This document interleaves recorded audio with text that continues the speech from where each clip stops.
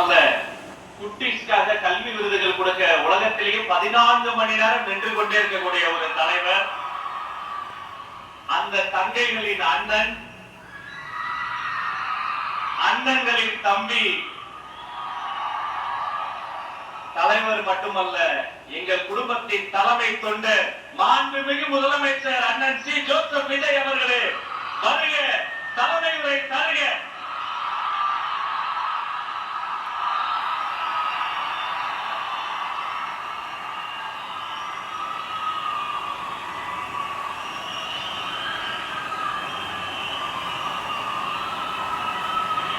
என் நெஞ்சில் குடியிருக்கும்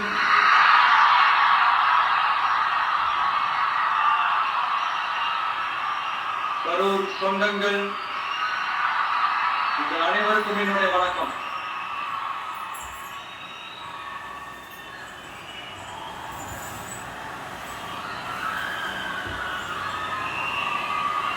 ஒரு மனுஷன் லைஃப்ல எவ்வளவு பெரிய ஒரு உயரத்துக்கு போனாலும்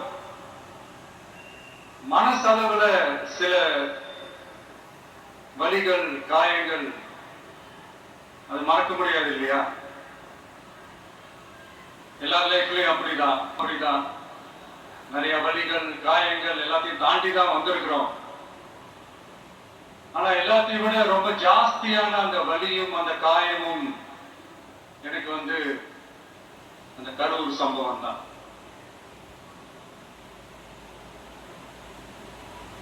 மக்களை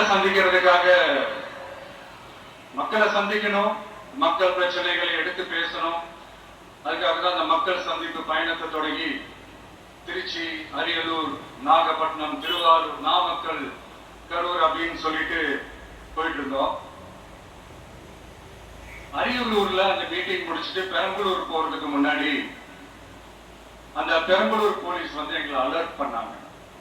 சரிங்க, கூட்டம் கொஞ்சம் ஜாஸ்தியா இருக்கு, லேட் ஆயிடுச்சு, வராதீங்க அப்படின்ட்டு.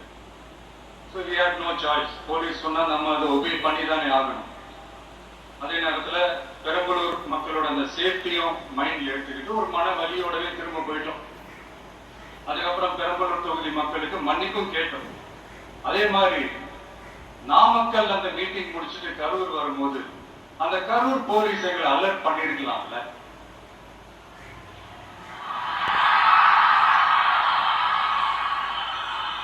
இல்ல சார், இங்க எதிர்பார்த்ததை விட கொஞ்சம் கூட்டம் அதிகமா இருக்கு, கண்ட்ரோல் பண்ண முடியல, வராதீங்க. போலீஸ் நினைச்சா அவங்க அந்த மீட்டிங்கே கேன்சல் பண்ணலாம். ஏதோ தப்பா இருக்கு, ஏதோ தப்பா தோணுது அப்படின்னு நினைச்சிட்டாலே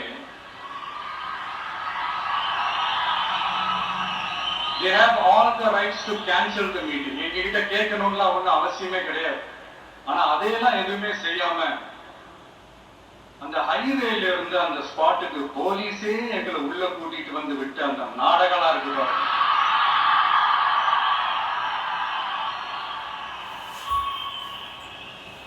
நம்பிட்டேங்க, முழுசா நம்பிட்டேன். அன்னைக்கு இருந்த அந்த கரூர் போலீஸ் பேசும்போது தேங்க்ஸ் எல்லாம் சொன்னேன். அவங்களுக்கு எனக்கு தெரியாது இப்படி ஒரு நாடகம் நடக்கும். இதுக்கெல்லாம் யார் காரணம்? இதெல்லாம் யார் சொல்லி செஞ்சது? இப்படி பண்ணுங்க, அப்படி பண்ணுங்க, யாரு?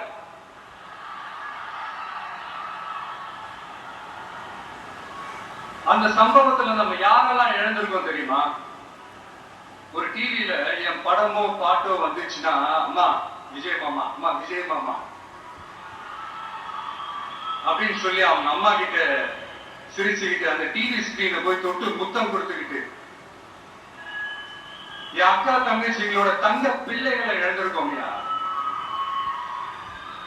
மழலை கூட சரியா வராதப்போ ஒரு பேப்பர் மேகசின்ல என் போட்டோவை பார்த்தா அதை சிரிச்சுக்கிட்டு அந்த கள்ளங்கவடம் இல்லாத அந்த சிரிப்பு, அந்த கடவுள் மாதிரி இருக்கிற அந்த பச்சை பிள்ளைகளை இழந்திருக்கோம்யா. என் அக்கா, தங்கச்சி, அண்ணன், தம்பி, குடும்ப உறவுகளை இழந்து அந்த வலியோட இருக்கிற என்ன நீங்க ஏளனமா பேசுறீங்களா?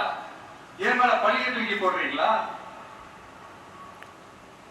இப்படி ஒரு சம்பவம் நடந்துருச்சு.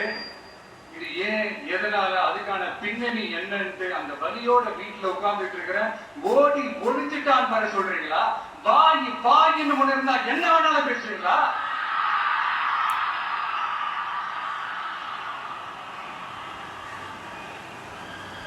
மக்களே, நான் உங்களையே கேட்கிறேன், அன்னைக்கு அத்தனை கிரௌட் இருந்துச்சு, அந்த கிரௌடுக்கு தகுந்த மாதிரி போலீஸ் பாதுகாப்பு கொடுத்தாங்களா?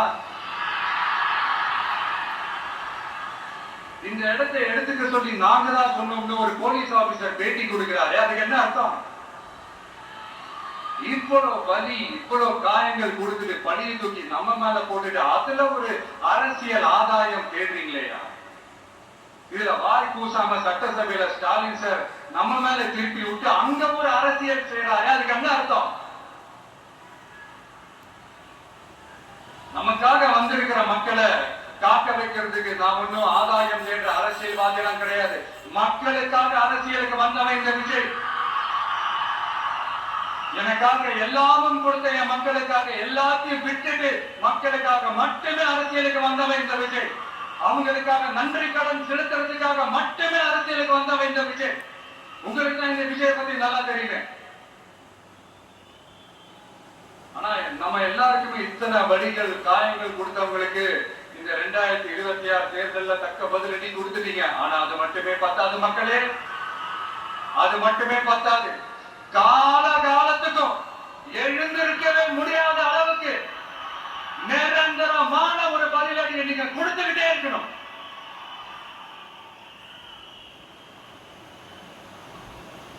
இப்படி எல்லாம் பண்ணா நான் மக்களை விட்டு ஓடிடுவேன் நினைப்பா? யாரு என்ன ஓடினாலும் நான் மக்களை விட்டு எல்லாம் ஓட மாட்டேன். அன்னைக்கும் சொன்னேன், இன்னைக்கும் சொல்றேன், நாளைக்கும் சொல்றேன், தில்லா சொல்லுவேன், கெத்தா சொல்லுவேன். பணமா ஜனமா அப்படின்னு கேட்டா என் ஜனம் தான் எனக்கு முக்கியம்.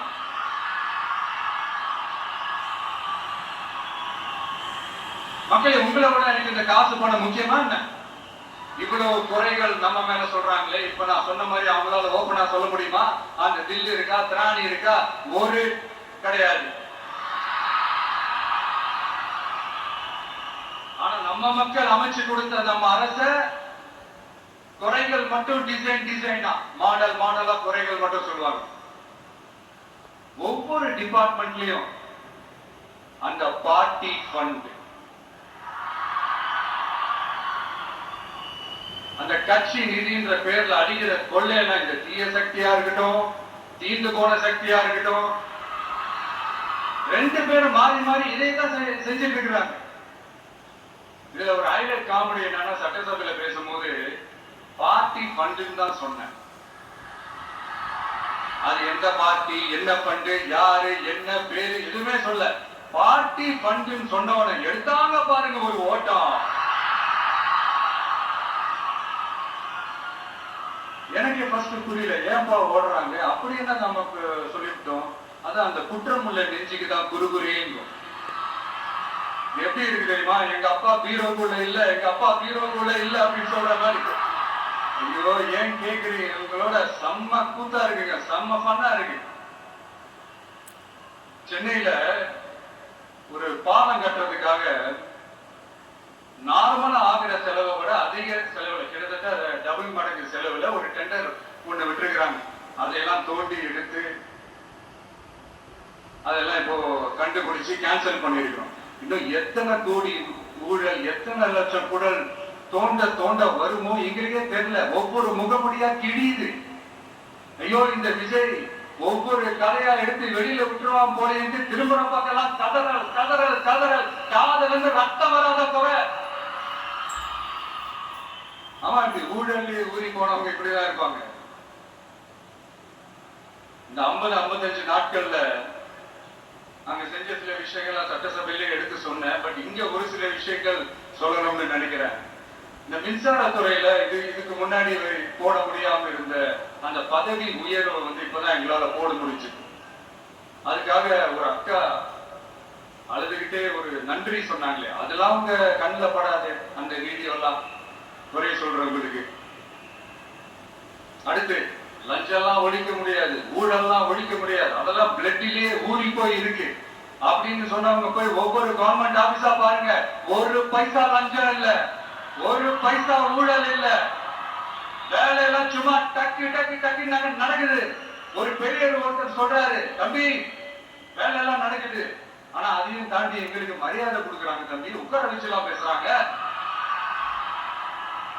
இதெல்லாம் இதுக்கு முன்னாடி நடந்ததே இல்ல. அவனை போய் பாரு, இவனை போய் பாரு, இந்த ஆபீசரை போய் பாருன்னு சொல்லி அலைய விடுவாங்க. இப்ப லஞ்சம் இல்ல, ஊழல் இல்ல, வேலையெல்லாம் உடனே நடக்குது. மக்கள் அப்படி ஒரு பெரும்பூச்சு ஒண்ணு விடுறாங்க. அதை பார்த்து நமக்கு அப்படி ஒரு ஹாப்பினஸ். இதுக்கு மேல என்ன வேணும்? ஏதெல்லாம் பண்ண முடியாது. மனசுன்னு ஒண்ணு இருந்தா பண்ணலாம். இப்ப பண்ணல. அதே மாதிரி இந்த L&T நிறுவனத்தோட 18,600 crore 3 திட்டங்கள் அந்த ஒப்பந்தம் அந்த கையெழுத்து போட்டிருக்கிறோம். கிட்டத்தட்ட 8,200 பேருக்கு வேலை வாய்ப்பு. நான் சொல்றது அந்த 3 மாவட்டத்தை சேர்ந்தவங்களுக்கு அவ்வளவு வேலை வாய்ப்பு. குறுவை சாகுபடிக்காக 134 கோடியில அந்த சிறப்பு தொகுப்பு திட்டம் அறிவிச்சிருக்கிறோம் நம்ம விவசாயிகளுக்காக. இப்பவும் சொல்றேன், நம்ம விவசாய பெருமக்களே, உங்களோட இந்த அரசு கூடவே நிற்கும். பெண்கள் பாதுகாப்புக்காக சிங்கப்பெண் அதிரடி படை, அது உங்களுக்கு நல்லாவே முன்னாடியே தெரியும். வரப்போற அறிஞர் அண்ணா அவர்களுடைய பிறந்த நாள்ல உங்க அண்ணனுடைய அரசுல தாய் மாமன் தங்க மோதிர திட்டம் அறிவிக்கப்படும். இதெல்லாம் கேட்டாங்களே, வாக்குறுதி கொடுத்தீங்களே, என்னாச்சுன்னு. இந்த தீய சக்தி மாதிரி ரீல் தாய் மாமன்லாம் கிடையாது, ரியல் தாய் மாமன். ரியல் தாய் மாமன்.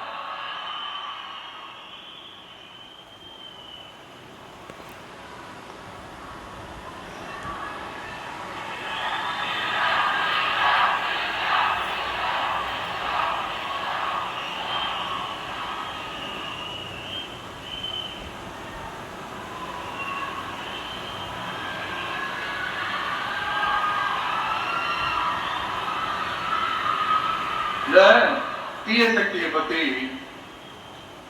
அவங்க நிர்வாகத்தை பத்தி ஒரு வெள்ளை அறிக்கை ஒண்ணு வெளியிட்டோம்ல, அது ஷார்ட் அண்ட் ஸ்வீட்டா சொல்லணும்னா, ஒரு ஓட்ட பாத்திரத்துக்குள்ள தண்ணி ஊத்திக்கிட்டே இருந்திருக்கிறாங்க. பாத்திரம் எம்டியாவே இருந்திருக்கு, ஆனா ஊத்துன தண்ணி தான் எங்க போச்சுன்னு தெரியல. கடவுளுக்கு தான் வெளிச்சம். அது மாதிரி இப்ப நம்ம சொன்னதெல்லாம் சும்மா ஒரு சாம்பிள் தான். இன்னும் வரப்போற நாட்கள்ல உங்க அரசனுடைய அந்த விஸ்வரூபத்தை நீங்க பாப்பீங்க. அடுத்து வாயத்தொடங்க சிஎம். அடாடா, உங்க சிஎம் நெஞ்சிலேயே குத்திட்டு வந்தீங்க பாருங்க, அதான் வேற லெவல். பேசுங்கன்றீங்க, பேசுனா எந்திரிச்சு ஓடிடுறீங்க. இனிமே பேச ஆரம்பிக்கிறதுக்கு முன்னாடி என்ன பண்ணணும் அப்படின்னா, ஒரு நண்பர் ஒருத்தர் சொன்னாரு, மாண்புமிகு பேரவை தலைவர் அவர்களே எல்லா டோரையும் இழுத்து லாக் பண்ணுங்க அப்படின்னு சொல்லிட்டு தான் பேச ஆரம்பிக்கிற போது. ஏன்னா பேசிட்டு இருக்கும் போது எந்திரிச்சு ஓடிடுறாங்க. 5 நிமிஷம் பேசினதுக்கே குளத்துள்ள கொத்து பரோட்டா போட்டாங்க. இதுக்கு மேல பேசினா மொத்தமா முடிஞ்சிடும், பாத்துக்கங்க. நாம அரசியல் பேசினா விஜயெல்லாம் அரசியல் பேசலாமா அப்படிங்கிறது. சரிப்பா, நமக்கு எதுக்கு நம்ம பாட்டுக்கு நம்ம வேலையை பார்ப்போம், எதுக்கு அவங்கள பத்தி பேசிக்கிட்டு அப்படின்னு இருந்தா விஜய்க்கு அரசியலே பேச தெரியல அப்படின்னு. இப்படியே மாறி மேகதாது அணையை பத்தி என்ன தெரியும், விஜய் அதை பத்தி பேசல. இப்படி நம்ம அரசியல் வந்ததுல இருந்தே ஒரு கூட்டம் குறை மேல குறையா சொல்லிக்கிட்டு பாட்டுக்கு பாட்டு கச்சேரி எங்களுக்கும் பண்ண தெரியும். பண்ணலாமா? இந்த மேகதாது அணை சம்பந்தமான அந்த வழக்குல தமிழ்நாட்டோட பெட்டிஷனை சுப்ரீம் கோர்ட் எப்போ ரிஜெக்ட் பண்ணுச்சு? அப்ப யார் ஆட்சியில இருந்தா? ஏன் ஒழுங்கா வாதாடல? நீங்க ஒழுங்கா வாதாடி இருந்தீங்கன்னா அதை ரிஜெக்ட் பண்ணிருக்க மாட்டாங்கல்ல. ஏன் ஸ்டாலின் சார் வேணும்னே விட்டுட்டாரா? ஏன் இப்படி எல்லாம் கேள்வி கேட்கலாமா? இப்படி எல்லாம் கேள்வி கேட்டாதான் மேகதாது அணை பத்தி பேசுனதா அர்த்தமா? ஏன் அந்த ஸ்டேட் சிஎம் பேசுறாரு, நீங்க ஏன் பேசல அப்படின்னா, நம்ம ஸ்டேட்டோட உரிமையை எங்க நிலை நிறுத்தணுமோ அதுக்காக வேலை பார்க்கறது மட்டும் தான் முக்கியம். சும்மா சவால் விட்டுக்கிட்டு சீண்டிப்பார், நான் யார் தெரியுமா, தொட்டுப்பார், இப்படிலாம் பேசிட்டு இருந்தா வேலைக்கு ஆகாது. சும்மா பேசி பிரச்சனையை வளர்த்துக்கிட்டு யார் மேல அது படியை தூக்கி போட்டுட்டு அப்புறம் மக்களை அம்போடு தெருவில் விட்டுட்டு இப்படிதான் ஒரு அரசியல் பண்ணணும்னா அந்த அரசியல் நமக்கு தேவையில்லை, அதை நம்ம செய்யவும் போறதில்லை.